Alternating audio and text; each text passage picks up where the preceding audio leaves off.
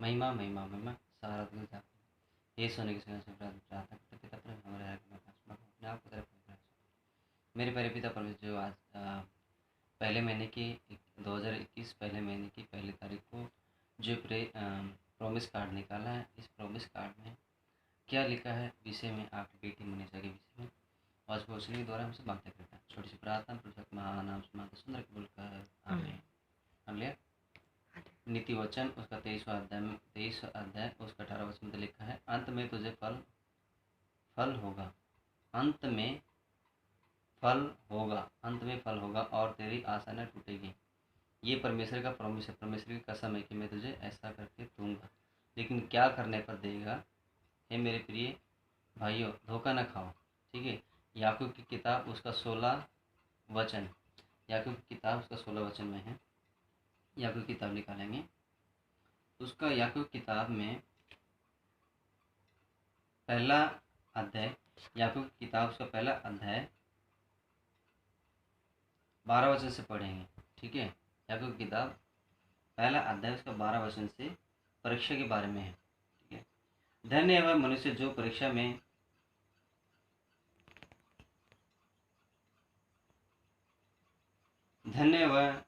परीक्षा में सितर रहता है, क्योंकि वह खरा निकल कर जीवन का वह मुकुट पाएगा जिसकी प्रतिज्ञा प्रभु ने अपने प्रेम करने वालों से की है। हालेलुया। धन्य है वह मनुष्य जो परीक्षा में सितर रहता है। परीक्षा में यानी कि जब मूसा को कहा गया, इब्राहिम को कहा कि इब्राहिम तू मेरे लिए, इब्राहिम की परीक्षा होती है उत्पत्ति में 22वां अध्याय 14 वचन में, उत्पत्ति 22वां अध्याय 14 वचन में इब्राहिम की परीक्षा होती है। परमेश्वर उसको सब कुछ देता है और लास्ट में बहुत घुमाने के बाद उसको एक ही बेटा देता है, और एक ही बेटा से उसको एक ही बेटा परमेश्वर मांग लेता है और परमेश्वर उसकी परीक्षा करता है। वहाँ पे फिर भी इब्राहिम परीक्षा में पार होता है, क्योंकि इब्राहिम ने ना तो पाप किया, ना इधर मुड़ा, ना इधर गया। इब्राहिम ने कोई भी गलत काम परमेश्वर के प्रति किया नहीं, फिर भी परमेश्वर ने उसकी परीक्षा की। यानी कि अगर बच्चा अच्छा पढ़ा लिखा रहेगा, अच्छा पढ़ता लिखता है, तो भी उसकी परीक्षा होती है। भले वो कितना भी अच्छा पढ़ो, भले कितना वो ट्यूशन जाओ, कुछ भी करो, लेकिन तो भी टीचर उसकी परीक्षा करता है। ये एक परीक्षा है। या एक बच्चा जो निकम्मा है, अच्छी पढ़ाई नहीं करता है, हाँ, बुरा चलता है, उसकी भी परीक्षा होती है। वो परीक्षा में फेल भी हो जाएगा। हाँ, इब्राहिम की परीक्षा क्यों की? क्योंकि वो अच्छा था, तो भी उसकी परीक्षा की। और जो इंसान गलती पे गलती करता है, उसकी परीक्षा उसके कारण ही होती है। यानी कि अगर बच्चा अच्छा पढ़ा लिखता नहीं है, तो उसकी गलती के कारण वो फेल हो गया। परीक्षा हुई लेकिन वो फेल हो गया। और इब्राहिम की परीक्षा हुई, उसने कोई गलत काम नहीं किया, इब्राहिम की परीक्षा हुई, वो पास हो गया, वो पार हो गया। जैसे अच्छा बच्चा लिखता पढ़ता है और अच्छा मानता है, टीचर की बात मानता, तो भी उसकी परीक्षा हुई, वो पार हो गया। इनमें 2 परीक्षा है। लिया। तो ऐसा करके धन्य है वह मनुष्य जो परीक्षा में सितर रहता है, यानी कि मजबूत डटा रहता है। इब्राहिम को परमेश्वर ने बोला कि अमोरिया की पहाड़ी पे 3 दिन की दूरी पर जाके मेरे लिए अपने बेटे को होम बलि कर। वो 3 दिन में पीछे हट सकता था, नहीं, एक ही तो बेटा दिया मुझे, और वही तू ही उससे मुझसे मांग रहा है करके, तो मैं वो नहीं दूंगा करके 3 दिन में उसका मन पलटी हो सकता था। हम 3 दिन, उस इब्राहिम को 3 दिन दिया पलटी होने के लिए, मन पलटी होने के लिए। हम तो 5 सेकंड में, 2 सेकंड में, 1 सेकंड में पलट जाएंगे। प्रभु कहते हैं तुम्हारे मन में, तुम्हारे विश्वास में दरार नहीं आनी चाहिए। हम सोचते क्या पता होगा कि नहीं होगा, ऐसा होगा कि नहीं होगा, अविश्वास। और उसी तरह फिर देखेंगे, जब किसी की परीक्षा हो तो वह यह न कहे कि मेरी परीक्षा परमेश्वर की ओर से होती है, क्योंकि न तो बुरी बातों से परमेश्वर की परीक्षा हो सकती है और न वह किसी की परीक्षा आप करता है। परमेश्वर किसी की परीक्षा, अगर कोई बुरे कर्म करता है तो उसकी परीक्षा नहीं करता परमेश्वर, वो उसके बुरे कर्मों के कारण ही उसकी परीक्षा हो जाती है। परमेश्वर सिर्फ परीक्षा किसकी करता है? जो बहुत अच्छे से चल रहा है, जैसे इब्राहिम बहुत अच्छे से चला, उसने कोई गलती नहीं किया, तो इसकी परीक्षा की। हाँ लिया। हाँ, यहाँ तक कि दाऊद ने गलती किया। दाऊद ने दूसरा शमूएल, दाऊद की किताब में लिखा दाऊद ने गलती किया। दूसरा शमूएल उसका 24वां अध्याय 12 वचन में लिखा है। दूसरा शमूएल की किताब उसका 24वां अध्याय 12 वचन में लिखा है कि दाऊद ने लोगों की गणना की, जैसे कि हमारे गांव में कितनी संख्या है करके गणना की इसने। और ये परमेश्वर को गलत लगा कि तूने पाप किया, क्यों क्यों परमेश्वर के लोगों की तूने गिनती की। ऐसा करके परमेश्वर ने एक दास को भेजा, दाऊद के पास एक दास को भेजा। देखो उसकी परीक्षा होती है, उसमें भी परीक्षा लिखी है। दाऊद को दंड मिलना, लिया। दाऊद को दंड मिलना। जाकर दाऊद से कहे, यह यूं कहता है कि मैं तुझको 3 विपत्तियां दिखाता हूँ, उनमें से एक को चुन ले कि मैं उसे तुझ पर डालूं। अतः गाद ने दाऊद के पास जाकर इसका समाचार दिया और उससे पूछा, क्या तेरे देश में 7 वर्ष का अकाल पड़े, या तो 7 वर्ष तेरे देश में अकाल पड़े, या तो तू ये मांग ले। ठीक है। दूसरा, 3 महीने तक तेरे शत्रु तेरे पीछा करते रहें और तू उनसे भागता रहे, या फिर तेरे जो दुश्मन है, बैरी है, वो तेरा पीछा करते रहेंगे, तो उनके सामने भागता रहेगा, तो उनसे हार जाएगा। एक ये दूसरी परीक्षा है। या तेरे देश में 3 दिन तक मरी फैली रहे। अब सोच विचार कर कि मैं अपने भेजने वाले, यानी कि परमेश्वर ने मुझे भेजा है, उसको मैं क्या उत्तर दूं करके गाद कहता है। दाऊद ने कहा गाद से, कहे कि मैं बड़े संकट में हूँ, अब मैं यहोवा के हाथ में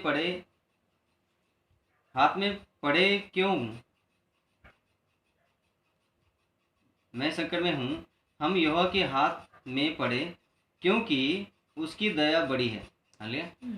मैं संकट में हूँ क्योंकि मैंने परमेश्वर के खिलाफ पाप किया है, दाऊद कहते हैं। तो मैं ना शत्रु की, ना तो मैं ना इंसानों के हाथ से, ना अकाल से। परमेश्वर दयालु है, उसके हाथ के नीचे में पड़ूंगा तो चलेगा, उसकी मरी से मैं मरेगा, वो मुझे चलेगा, क्योंकि वो दयावंत है। वो दयावंत है, वो दया कर भी लेगा, लेकिन शत्रु दया नहीं करेंगे, अकाल भी दया नहीं करेगा। हाँ, लेकिन परमेश्वर का अगर हम पर हाथ पड़ेगा, वो दया कर लेगा। इसके लिए मुझे वो मंजूर है। तब तो परमेश्वर इसराइलियों पर मरी फैलता है और बहुत सारे लोग मर जाते हैं। करीब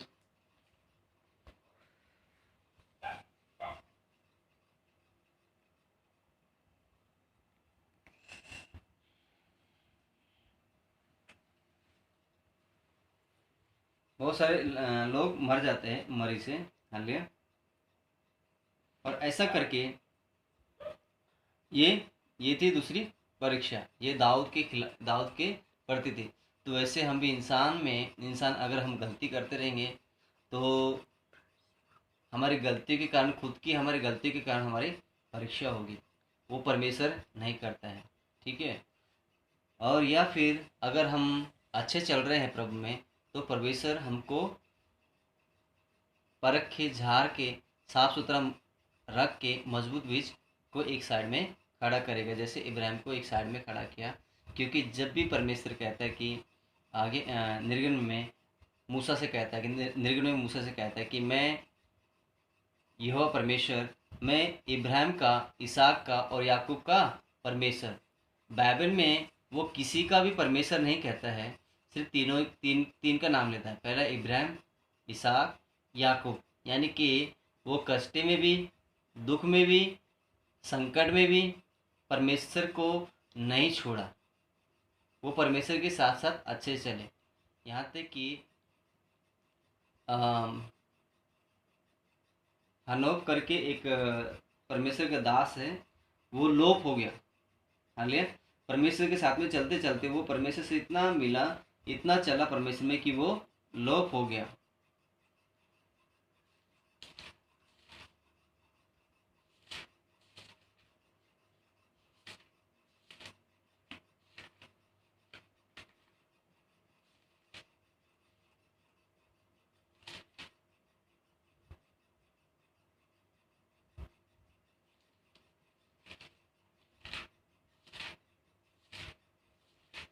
हनोक परमेश्वर के साथ में इतना अच्छा से चला कि वो परमेश्वर के साथ में चलते चलते लोप हो गया।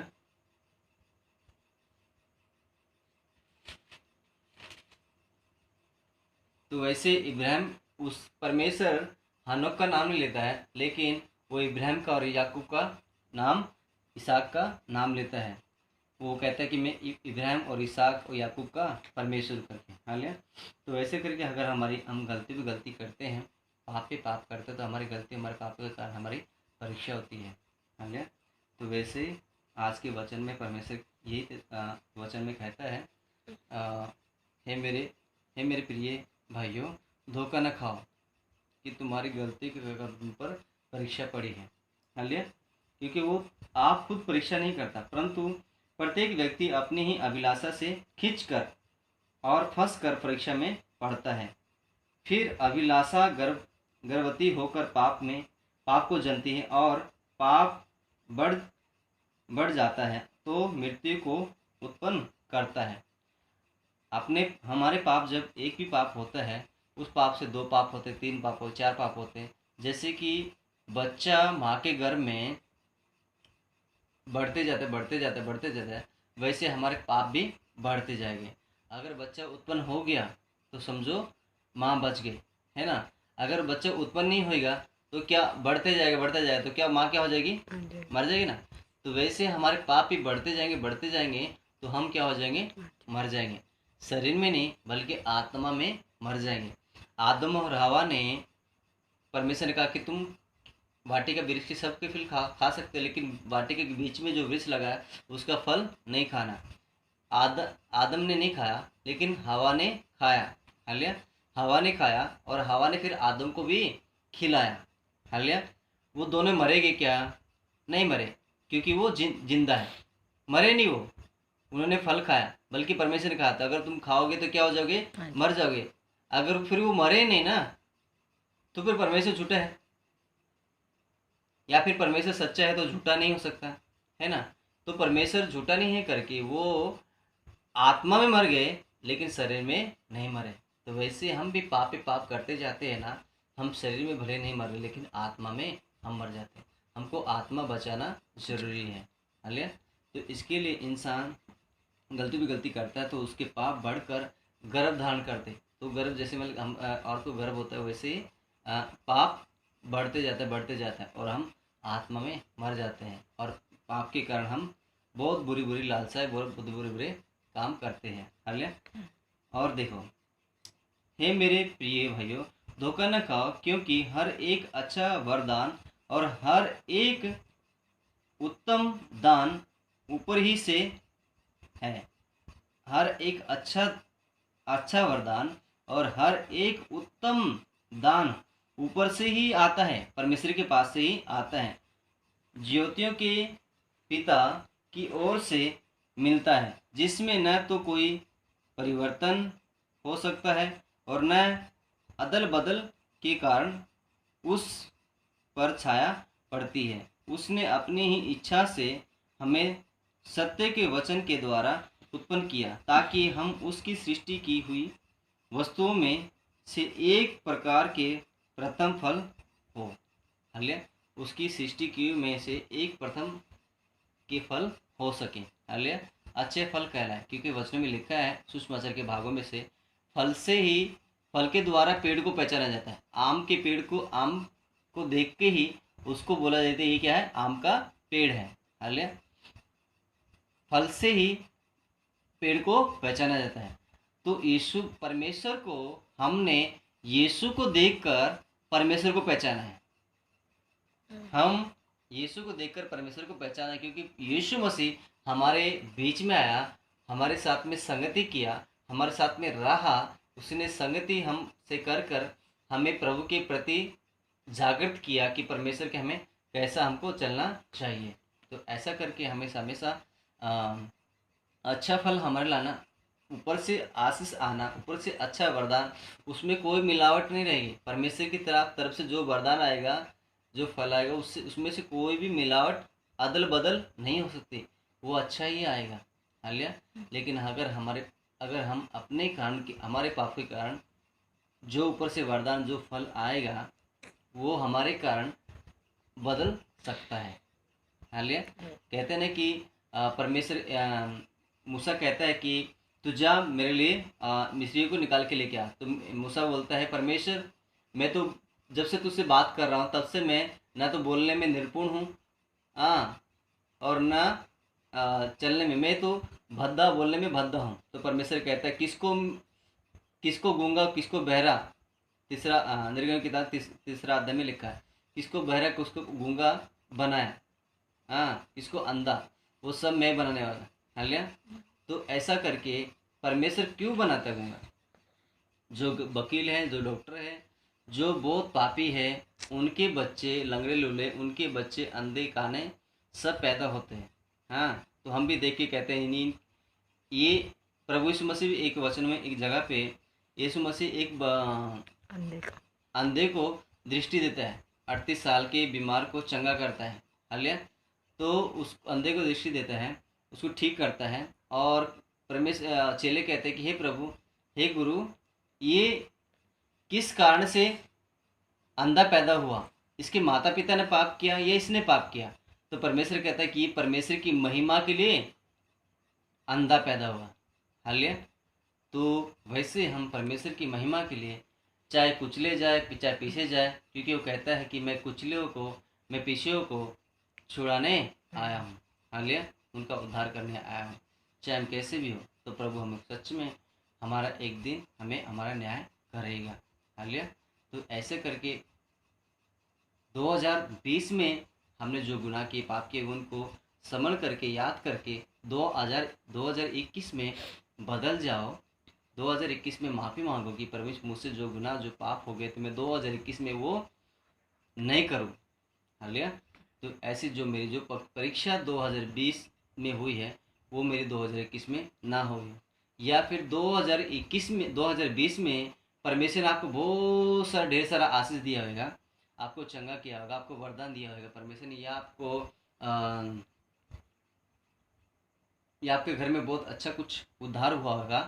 तो उसको याद करके परमेश्वर से कहो कि परमेश्वर किन्हीं किसी किसी अच्छे कर्म की वजह से आपने 2020 में मुझे बहुत अच्छे संभाला ये अच्छे अच्छे काम मेरे लिए किए हैं। तो 2021 में मैं तेरे काम पे रहूं तेरे काम पे रहूं तेरे काम के लिए मैं तूने मुझे जिंदा रखा था तेरे काम ही मैं आऊँ करके और अच्छे से वरदान और आशीष दे कि तेरे ही काम पे रहूँ मैं। हालेलुया। जैसे हिजकिय्याह राजा जैसे हिजकिय्याह राजा को परमेश्वर कहते हैं कि हिजकिय्याह राजा को कहे ऐसे ऐसे कहते जा उसको बोल कि मैं उसे हिजकिय्याह राजा को मैं लेने पर हूँ। और वो जाके कहता है ऐसा और बोलता है कि आज परमेश्वर तुझे लेने वाला है। तो इसके राजा दीवार की तरफ मुंह करके रोने लगता है कि हे परमेश्वर याद कर समझ कर कि मैंने तेरे विषय में तेरे लिए मैंने कोई अच्छा कर्म किया होगा अच्छे काम किए होंगे उसके लिए उसके बदले मुझे कुछ और समय दे कि मैं अपने परिवार के साथ में बिता सकूं। हालेलुया। और समय मुझे कुछ दे कि मैं बिता सकूं। तो परमेश्वर ये बात सुनकर परमेश्वर खुश होता है और ऐसे से जाके ऐसे से बाहर ही निकलता है कि कदम रखता है उसको बोलता है कि जा वापस बोल मैं हिजकिय्याह को 15 साल और देता हूँ। हालेलुया। तो जो 2020 में अगर हम कोरोना में मर भी जाते 2021 कोरोना में अगर हम कोरोना में मर गए होते तो अभी ये 2021 नहीं देख सकते। शायद हमने कोई अच्छा कर्म किया प्रभु ने हमको ये साल भी दिया है। तो ये साल में प्रभु हमको अच्छे से चलाने के लिए मदद सहायता करें।